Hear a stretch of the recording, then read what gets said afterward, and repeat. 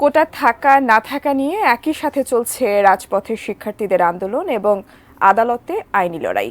আদালতের রায় কোটা ব্যবস্থা রাখার পক্ষে। অন্যদিকে আন্দোলনরত শিক্ষার্থীরা বলছেন এতে সাংবিধানিক অধিকার থেকে বঞ্চিত হচ্ছেন চাকরি প্রত্যাশীরা। সংবিধান বিশেষজ্ঞ বিশ্লেষকরাও বলছেন একই কথা। যেখানে সর্বোচ্চ আদালত সংবিধানের অভিভাবক, সেখানে আদালতের ভূমিকা নিয়ে কেন এই সংশয়? কোটা নিয়ে সংবিধানই বা কি বলে? বিস্তারিত ইমতিয়াজ আলমের রিপোর্টে।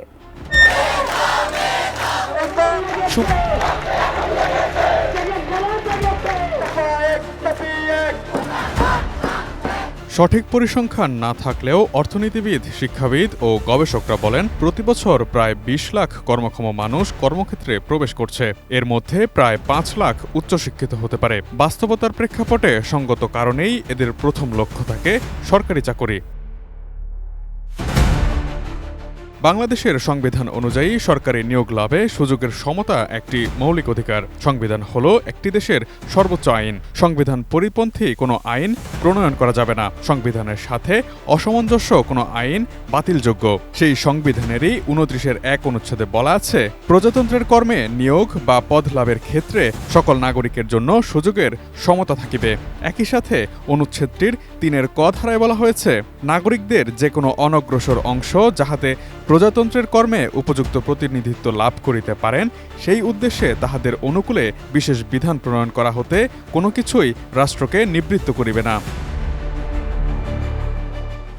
কিন্তু এই অনগ্রসর বলতে কোনো নির্দিষ্ট শ্রেণী, পেশা, অঞ্চল বা বর্ণগোত্র কারো কথাই উল্লেখ নেই সংবিধানে। বিদ্যমান কোটা ব্যবস্থায় সেই অনগ্রসর শ্রেণীতে মুক্তিযোদ্ধা ও তাদের সন্তান এবং নাতি নাতনি, নারী, জেলাভিত্তিক কোটা থাকার যৌক্তিকতা নিয়েও প্রশ্ন বিভিন্ন মহলে।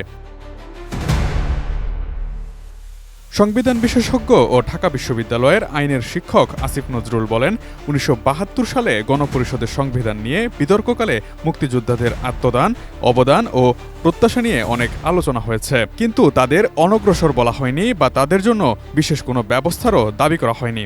তবে সংবিধানের ১৫ অনুচ্ছেদের অধীনে নাগরিকদের সামাজিক নিরাপত্তা প্রদান প্রসঙ্গে পঙ্গু ও নিহত মুক্তিযোদ্ধা পরিবারের কথা বিশেষভাবে উল্লেখ করা হয়।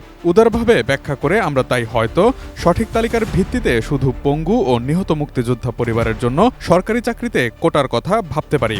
অন্যান্য কোটার মধ্যে জেলা কোটা সংবিধানের ২৮-এর ১ অনুচ্ছেদ, যেখানে জন্মস্থানের ভিত্তিতে বৈষম্য নিষিদ্ধ করা হয়েছে, তার পরিপন্থী। প্রতিযোগিতামূলক নিয়োগ পরীক্ষায় নারীদের সাফল্যের পরিপ্রেক্ষিতে নারী কোটার প্রাসঙ্গিকতা আগের চেয়ে অনেক হ্রাস পেয়েছে। তবে ক্ষুদ্র জাতিগোষ্ঠী ও শারীরিক প্রতিবন্ধকতার জন্য সীমিত কোটার প্রয়োজন এখনও রয়েছে। কোটার উদ্ভবটাও হয়েছিল স্বাধীনতার পর বিশেষ প্রয়োজনে ও সীমিত সময়ের জন্য।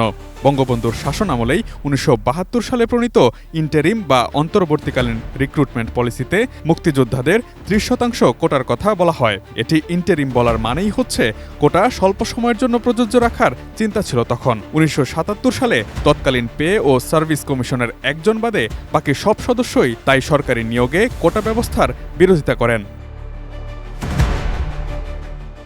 নবম থেকে ১৩তম গ্রেডে সরকারি নিয়োগের ক্ষেত্রে কোটা ব্যবস্থা বাতিল করে ২০১৮ সালে পরিপত্র জারি করে সরকার। সেই পরিপত্রের বৈধতা চ্যালেঞ্জ করে ২০১১ সালে হাইকোর্টে রিট করেন চাকরি প্রত্যাশী ও মুক্তিযোদ্ধার সন্তান ওহিদুল ইসলাম সহ ৭ জন। গত ৫ই জুন মুক্তিযোদ্ধা কোটা বাতিলের পরিপত্র অবৈধ ঘোষণা করে রায় দেন হাইকোর্ট। কোটা থাকবে কি থাকবে না এই বিষয়টি এখনও আদালতে বিচারাধীন। তাই আইনের প্রতি শ্রদ্ধা রেখে রাজপথের চেয়ে আইনের লড়াই বেশি যৌক্তিক বলে মনে করেন অ্যাটর্নি জেনারেল ও অনেক বিশ্লেষকরা। এরই মধ্যে ঢাকা বিশ্ববিদ্যালয়ের সাংবাদিক সমিতির সভাপতি আলসাদি ভুইয়া এবং আহনাফ খান ৯ জুলাই সকালে হাইকোর্টের রায়ের কার্যকারিতা স্থগিত চেয়ে আবেদন করতে আদালতের অনুমতি নেন।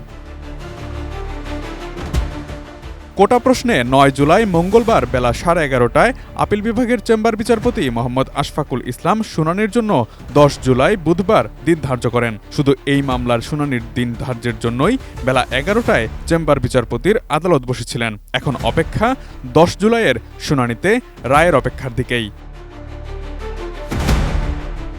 Imtiaz Alam, ATN news, Dhaka.